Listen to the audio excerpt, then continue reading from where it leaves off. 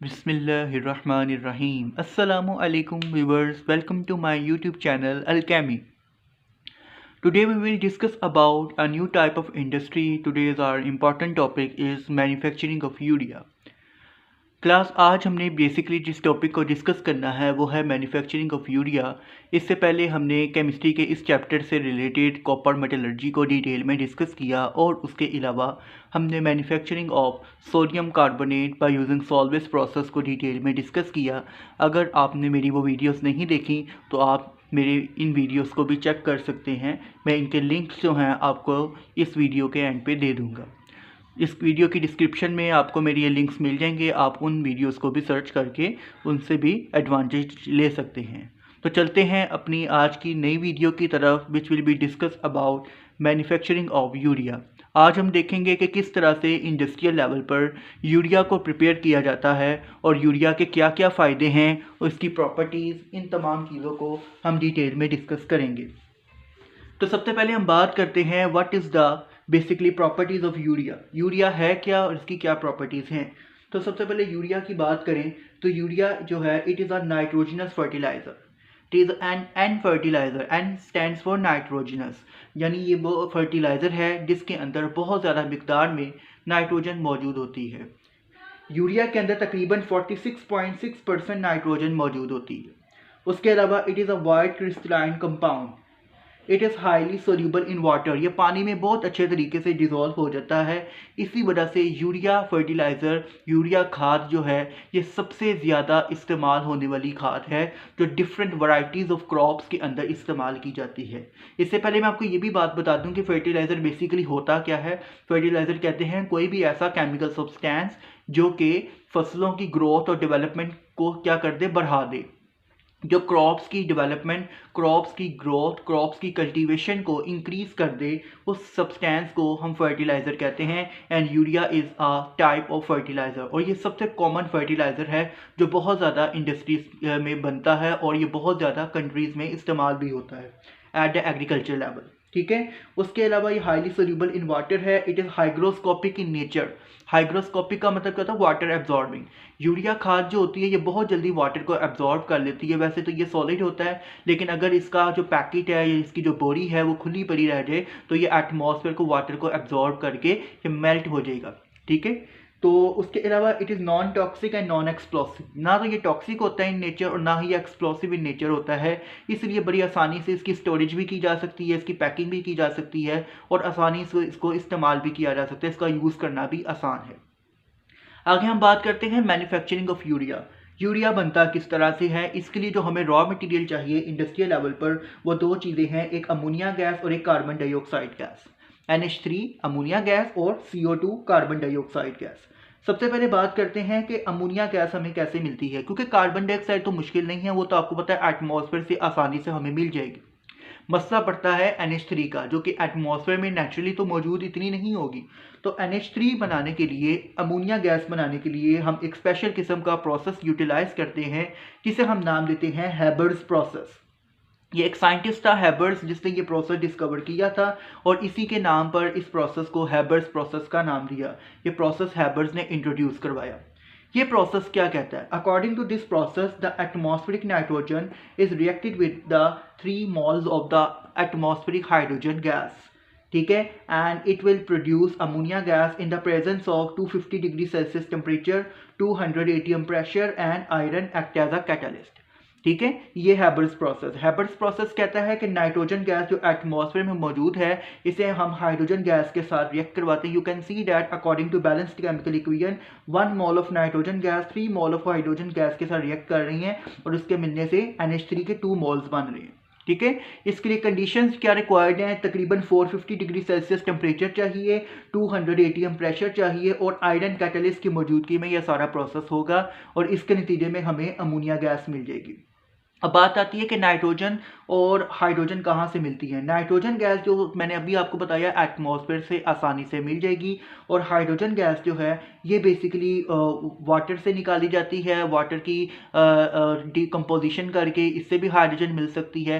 ठीक है, तो इस तरीके से वाटर में से हाइड्रोजन को हम एक स्पेशल कैटलिस्ट, निकल कैटलिस्ट को इस्तेमाल करके वहाँ से हाइड्रोजन गैस को रिमूव करवाते हैं। ठीक है, तो बहरहाल नाइट्रोजन और हाइड्रोजन गैसेज आपस में आयरन कैटलिस्ट की मौजूदगी में रिएक्ट करेंगी, दोनों आपस में टेम्परेचर 450 और 200 ATM प्रेशर के ऊपर, और इसके नतीजे में हमें अमोनिया गैस मिल जाएगी। ये अमोनिया गैस हम यूटिलाइज करेंगे यूरिया बनाने के अंदर।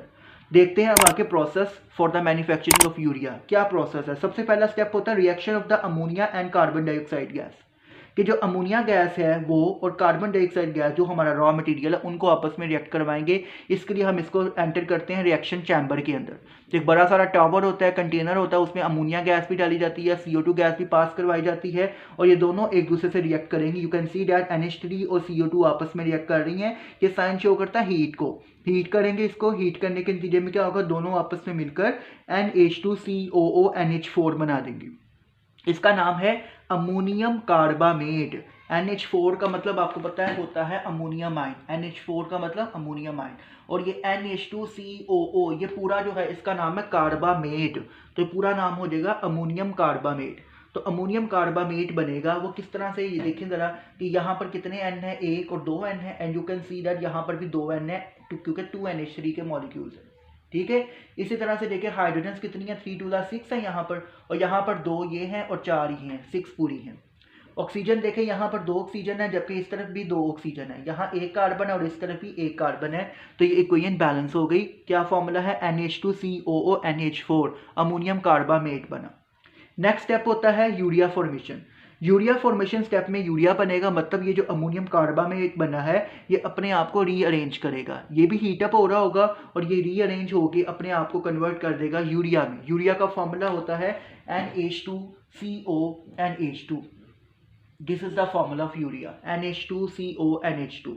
ठीक है, कैसे, ये देखिए जरा, यहाँ से NH2CO एज इट इज है, इधर से एक O निकल गया और यहाँ से 2 हाइड्रोजन निकल गए, H2O निकल गया, वाटर निकल गया हमारे पास। बाकी क्या रह गया, NH2CO ये ऐसे ही रह गया, और यहाँ से 2 H निकल गए थे तो NH2 रह गया। तो you can see that NH2 लगा हुआ है। तो NH2CO NH2 ये यूरिया का फॉर्मूला है। तो यूरिया प्रिपेयर हो गया। यहाँ पर जो यूरिया, इसमें वाटर मौजूद होगा क्योंकि वाटर बना है साथ में इसके, ये वाटर के साथ एरो का साइन लगाया ऊपर की तरफ, मतलब ये वाटर वेपर्स होंगे, ये गैशियस फॉर्म में, वेपर्स की फॉर्म में वाटर निकल रहा होगा इसके ऊपर से, क्योंकि हीटअप हो रहा है तो इसके वेपर्स निकल रहे होंगे वाटर के। फिर भी इस यूरिया में वाटर मौजूद होगा जिसकी वजह से ये यूरिया थोड़ा सा मॉल्टन फॉर्म में होगा। नेक्स्ट स्टेप में हम क्या करेंगे, इस यूरिया को ग्रेन्युलेट करेंगे, मतलब इसकी हम इसके ज़रात बनाएंगे, इसको सॉलिडिफाई करेंगे, इसमें से वाटर को कम्प्लीटली रिमूव करेंगे। तो उसके लिए जो हम तीसरा स्टेप यूज़ करते हैं वो है granulation of the urea. Granulation का मतलब ग्रेन्यूल्स बनाना, उसके ज़रात बनाना। तो granules form by hot current of the air. हम क्या करते हैं, यूरिया टावर के अंदर जहाँ पे यूरिया बना हुआ है उसके अंदर हम हॉट एयर पास करवाते हैं। हॉट करंट्स का मतलब बड़ी हाई स्पीड के साथ गर्म हवा पास करवाई जाती है, और वो हॉट एयर क्या करती है, उसके अंदर से सारा का सारा वाटर जो है रिमूव करवा देती है, और यूरिया के ग्रैन्यूल्स बनते हैं, और ये ज़रात जो होते हैं वो नीचे गिरते जाते हैं, नीचे बोरियाँ आती जाती हैं, पैकेट्स आते जाते हैं जिनके अंदर ये फिलअप होता जाता है, और फिर इनको मार्केट में सेल करने के लिए बेच दिया जाता है। तो ये सिंपल सा भी प्रोसेस था 3 स्टेप्स का। पहला स्टेप था अमोनिया और कार्बन डाइऑक्साइड का रिएक्शन करवाना, सेकंड स्टेप था यूरिया फॉर्मेशन, और थर्ड स्टेप था ग्रेन्युलेशन ऑफ दैट यूरिया। ठीक हो गया। अब आगे हम इसकी ब्रीफली इस मेथड को फ्लोशीट डायग्राम से भी समझ लेते हैं। ये है भाई इसकी फ्लोशीट डायग्राम, जिसमें पहला स्टेप दिखाया रिएक्शन चैम्बर के अंदर एक तरफ से अमोनिया गैस आ रही है और एक तरफ से कार्बन डाइऑक्साइड गैस आ रही है, दोनों रिएक्शन चैम्बर में जा रही हैं और दोनों आपस में मिक्सअप होकर अमोनियम कार्बामेट बनाएंगी। ठीक है, ये अमोनियम कार्बामेट यहाँ से पास करके जाता है एवेपोरेटर में, जहाँ नीचे से स्टीम आ रही है। एवेपोरेटर क्या करेगा, इसको कन्वर्ट कर देगा किसके अंदर, ये इसको कन्वर्ट कर देगा यूरिया में। अमोनियम कार्बामेट यूरिया में कन्वर्ट हो गया एवेपोरेटर में। एवेपोरेटर का मतलब एवेपोरेट करने वाला, मतलब इसमें से पानी निकाल देगा। अब जारी बात है, यहाँ पर टनों के हिसाब से काम हो रहा है। आपको पता है इंडस्ट्रियल लेवल पर थोड़ा बहुत काम तो नहीं ना होगा, टनों के हिसाब से मटेरियल जो है वो यूटिलाइज हो रहा होता है और टनों के हिसाब से प्रोडक्ट बन रही होती है। तो यहाँ पर अगर सपोज कर लेते हम, हमारे पास यहाँ पर मटेरियल जो है 100 kg है, लेट्स सपोज तो 100 kg में से ज़रूरी तो नहीं कि सारा का सारा रिएक्टेंट यूज़ होगा, कुछ ना सपोज करें 90 kg जो है वो इस्तेमाल हो गया, प्रोडक्ट बन गया, बाकी 10 kg अनरिएक्टेड रह गया, तो वो अनरिएक्टेड मटीरियल यहाँ एवेपोरेटर से दोबारा से फिर रिएक्शन चैम्बर में जाएगा और वहाँ फिर रिएक्ट करके फिर आगे ये चलता रहेगा।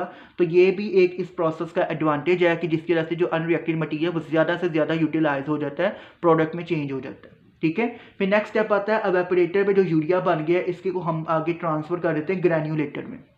ये एक स्पेशल कंटेनर होता है। ग्रैन्युलेटर में क्या होगा, ये जो यूरिया है ये मॉल्टन फॉर्म में होगा, तो यहाँ पर इसके ग्रैन्यूल्स बनेंगे और ये ग्रैन्यूल्स बन के फिर नेक्स्ट आ जाएगा स्टोरेज के अंदर, यानी वहाँ से भी इसको स्टोर कर लिया जाएगा, स्टोरेज कंटेनर में भेज देंगे जहाँ पे पैकेट्स वगैरह में ये इकट्ठा होकर जो है वो बोरियों की शक्ल में स्टोर करके मार्केट सेल कर दी जाएगी। तो ये भी सिंपल फ्लो शीट डायग्राम थी।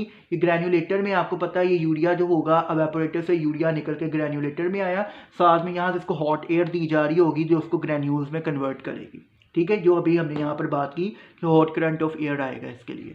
ठीक है, तो ये सिंपल भी थी इसकी फ्लोशीट डायग्राम। लास्ट में हम बात करते हैं, हमने यूरिया तो पढ़ा कि ये बनता है, क्यों यूरिया इतना इस्तेमाल होता है, इसकी इंपॉर्टेंस क्या है, इसका फ़ायदा क्या है। तो सबसे पहला फ़ायदा कि urea act as a fertiliser. Agriculture level पर, एग्रीकल्चर इंडस्ट्री में यूरिया फर्टिलाइज़र के तौर पर इस्तेमाल होता है और तकरीबन हर वैरायटी की क्रॉप जो है वो यूरिया फर्टिलाइज़र को इस्तेमाल कर लेती है। और जितने भी नाइट्रोजनस फर्टिलाइज़र हैं, नाइट्रोजन कंटेनिंग फर्टिलाइज़र, जो प्लांट्स की क्रॉप्स की नाइट्रोजन की डेफिशिएंसी को पूरा करते हैं, उसको ख़त्म करके नाइट्रोजन की क्वांटिटी जो है प्लांट की बॉडी में बढ़ाते हैं, तो उन तमाम फर्टिलाइज़र में यूरिया फर्टिलाइज़र एक ऐसा फर्टिलाइज़र है जिसमें नाइट्रोजन सबसे ज़्यादा पाई जाती है। कितनी पाई जाती है, अभी मैंने आपको बताया 46.6% नाइट्रोजन मौजूद होती है।